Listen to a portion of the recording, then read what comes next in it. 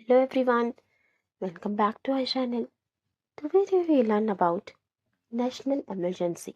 आज हम जानेंगे नेशनल इमरजेंसी राष्ट्रीय आपातकाल के बारे में। नेशनल इमरजेंसी मेंशन है part 8 article 352 of the Indian constitution. भारतीय संविधान के 8वें भाग और 352 अनुच्छेद में राष्ट्रीय आपातकाल के बारे में बताया है। तो आज हम देखते हैं नेशनल इमरजेंसी का क्या मीनिंग होता है, किस कंडीशन में नेशनल इमरजेंसी इम्पोज की जाती है, कौन अब नेशनल इमरजेंसी लगा सकता है, ठीक है, और क्या क्या चेंजेस होते हैं उस टाइम पर। So let's start. पहले हम देखते हैं नेशनल इमरजेंसी का मीनिंग क्या है, राष्ट्रीय आपातकाल होता क्या है। An emergency declared due to war, external aggression और armed rebellion is known as national emergency. जब देश में इमरजेंसी लगाई जाए वॉर की वजह से, मतलब किसी दूसरे देश के साथ युद्ध हो रहा है, वॉर है, उसकी वजह से। एक्सटर्नल एग्रेशन मतलब किसी दूसरे देश ने अगर अटैक कर दिया है हमारे नेशन पे तो, या फिर आर्म्ड रेबेलियन मतलब अपने ही देश में अगर आर्म्ड रेबेलियन हो रहा है, सशस्त्र विद्रोह हो रहा है, हिंसा हो रही है, वायलेंस हो रही है बहुत ज़्यादा, उस केस में इन 3 कंडीशंस पे जो इमरजेंसी इम्पोज की जाती है उसको कहते हैं नेशनल इमरजेंसी। इन 3 ग्राउंड्स में जो इमरजेंसी लगाई जाए उसे हम नेशनल इमरजेंसी कहते हैं। वॉर की वजह से, किसी दूसरे देश के साथ युद्ध हो रहा है उसकी वजह से, एक्सटर्नल एग्रेशन किसी भारी आक्रमण की वजह से, किसी दूसरे देश ने अगर आक्रमण कर दिया है, या फिर आर्म्ड रेबेलियन। अब आर्म्ड रेबेलियन में कोई तीसरा नेशन नहीं है, अपने ही देश में अगर आर्म्ड रेबेलियन हो रहा है, वायलेंस, सशस्त्र विद्रोह हो रहा है, हिंसा हो रही है, तो उस केस में जो इमरजेंसी लगाई जाए इन 3 ग्राउंड्स पे उसे हम नेशनल इमरजेंसी कहते हैं। ठीक है, इसे थोड़ा और समझते हैं। ग्राउंड ऑफ डिक्लेरेशन किस आधार पर लगाई जाएगी नेशनल इमरजेंसी, अभी हमने देखा।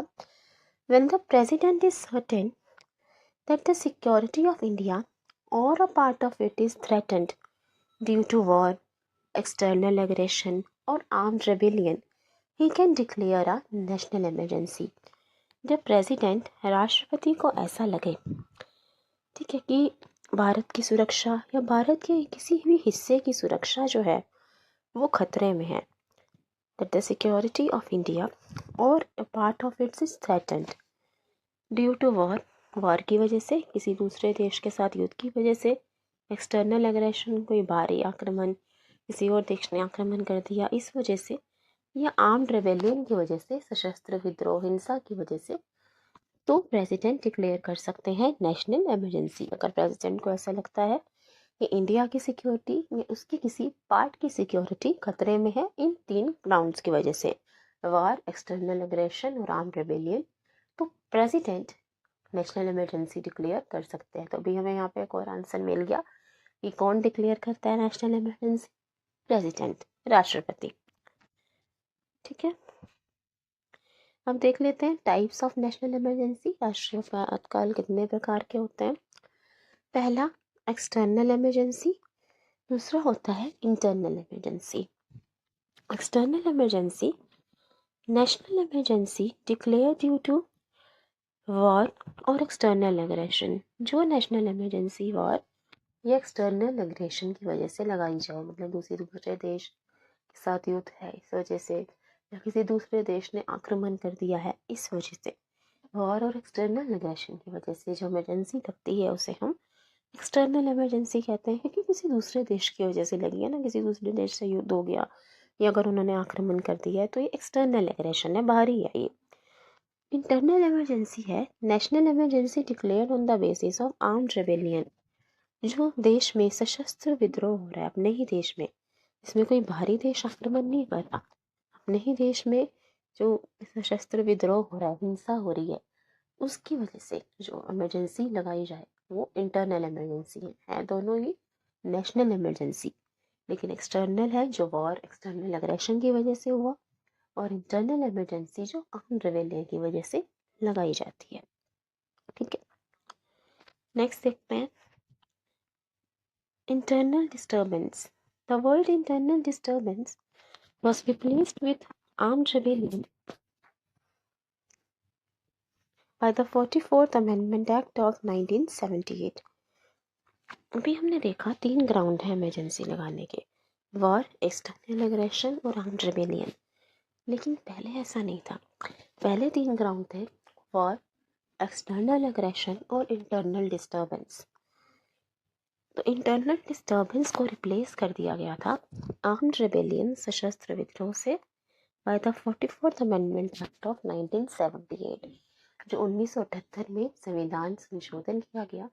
उसमें इंटरनल डिस्टर्बेंस को हटाकर आर्म्ड रेबेलियन ऐड कर दिया गया था। पहले इंटरनल डिस्टर्बेंस था। और इंटरनल डिस्टर्बेंस को क्यों हटाया? क्योंकि एक वेग टर्म है। इंटरनल डिस्टर्बेंस से समझ नहीं आता कि कैसे डिस्टर्बेंस किस ग्राउंड पे इमरजेंसी लगाई जाएगी। इंटरनल डिस्टर्बेंस एक वेग टर्म था, कोई कंफ्यूजन थी, क्लियर नहीं था, तो इसलिए उसको रिप्लेस करके आर्म्ड रेबेलियन कर दिया गया। The word internal disturbance got replaced with armed rebellion by 44th Amendment Act of 1978. जब इंदिरा गांधी जी ने इमरजेंसी लगाई थी 1975 पे, तब उन्होंने इंटरनल डिस्टर्बेंस के बेसिस पे लगाई थी। तो बाद में इंटरनल डिस्टर्बेंस के ग्राउंड को ही रिप्लेस कर दिया गया था आर्म्ड रेबेलियन से।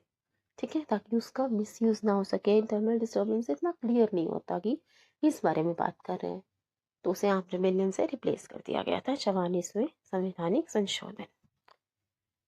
अब हमने देखा कि प्रेसिडेंट डिक्लेयर करते हैं इमरजेंसी। तो क्या प्रेसिडेंट खुद से इमरजेंसी डिक्लेयर कर सकते हैं? क्या उन्हें किसी और से कंसल्ट करने की, किसी के अप्रूवल की ज़रूरत है उसके लिए? देखते हैं cabinet approval. As per the 44th constitutional amendment act of 1978, जो 44वां संशोधन किया 1978 में, president can proclaim a national emergency. President राष्ट्रीय आपातकाल की घोषणा कर सकते हैं only after receiving the written approval from the cabinet. Very important. President तभी नेशनल इमरजेंसी डिक्लेयर कर सकते हैं जब उन्हें कैबिनेट की रिटन अप्रूवल मिले। उन्हें कैबिनेट की, ठीक है, मंत्रियों की रिटन अप्रूवल लेना होगा, तभी वो नेशनल इमरजेंसी डिक्लेयर कर सकते हैं। तो प्रेसिडेंट अपने आप से नेशनल इमरजेंसी डिक्लेयर नहीं कर सकते, उनको कैबिनेट की रिटन अप्रूवल चाहिए उसके लिए। ठीक है, ये भी 44th कॉन्स्टिट्यूशनल अमेंडमेंट एक्ट 1978 से ऐड किया गया। इससे पहले ऐसा नहीं था। ठीक है, और क्या ऐड किया था 44th अमेंडमेंट में? इंटरनल डिस्टर्बेंस को हटाकर आर्म्ड रेबेलियन कर दिया और कैबिनेट अप्रूवल भी कंपल्सरी कर दी, रिटन कैबिनेट अप्रूवल। फिर पार्लियामेंट्री अप्रूवल, यहाँ बात हुई कैबिनेट के अप्रूवल की। अब हम देखते हैं पार्लियामेंट्री अप्रूवल। पार्लियामेंट, संसद की क्या अप्रूवल चाहिए होती है इमरजेंसी लगाने के लिए? क्या हमें पार्लियामेंट की भी अप्रूवल चाहिए? देखते हैं। The proclamation of national emergency must be approved by both the houses of the parliament within 1 month of the date of issue।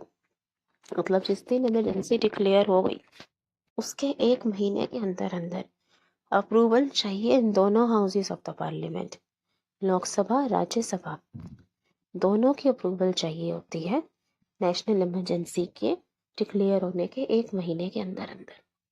ठीक है, The proclamation of national emergency must be approved by both the houses of the parliament within 1 month from date of issue।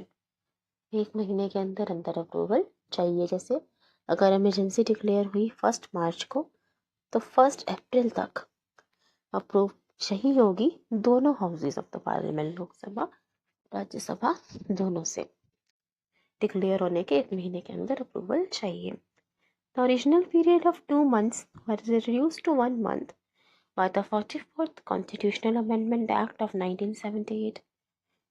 फिर क्या हुआ? 44वें संवैधानिक संशोधन में original period 2 months का था, मतलब इमरजेंसी डिक्लेयर होने के 2 महीने तक अप्रूवल चाहिए होती थी पार्लियामेंट से, लेकिन उसको घटाकर 1 महीना कर दिया गया। The original period of 2 months was reduced to 1 month by 44th Amendment Act of 1978। पहले 2 months था, ये 2 months 2 महीने के अंदर अप्रूवल चाहिए पार्लियामेंट से नेशनल इमरजेंसी की घोषणा होने के